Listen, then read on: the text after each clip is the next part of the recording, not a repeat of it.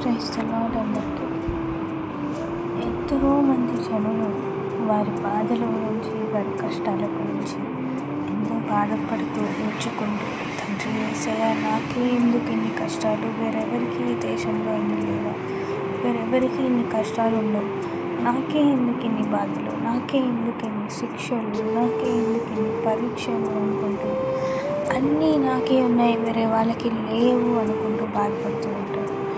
అయితే అటువంటి వారి కోసం యేసయ్య అన్నాడు, మీ కన్నీళ్లను నేను చూశాను.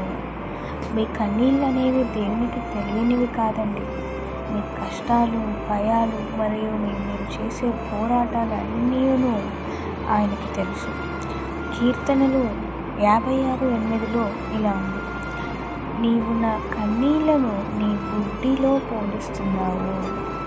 దేవుడు మీ ప్రతి కన్నీటిని లెక్కలోకి తీసుకుంటాడండి, మరియు అవి వృధా కావు. మీరు ఏ విధంగా అయితే మీరు ఏడుస్తూ బాధపడుతూ యేసయ్యకి మొరపెట్టుకోవడం జరుగుతుందో, అందులో మీరు ప్రార్థన చేసిన ఒక మాట కానీ, మీరు ఏడుస్తున్న ఆ కన్నీటిని కానీ దేవుడు వృధా కానివ్వడండి. దేవుడు అంటున్నాడు, మీరు ఎప్పుడైతే ఏడుస్తూ నా దగ్గరికి వస్తారో నేను మిమ్మల్ని చూసి అప్పుడు జాలి పడతాను.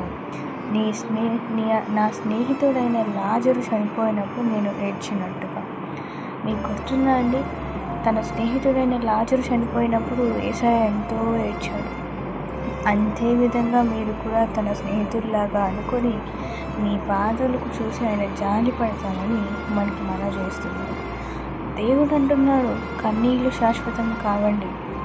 దేవుడు ఏమని చెప్తున్నాడు, మీరు ఇప్పుడు ఏడుస్తున్నారు అంటే మీరు ఎప్పుడు ఏడుస్తూనే ఉంటారు, మీకు ఎప్పుడు కష్టాలే ఉంటాయని కాదు.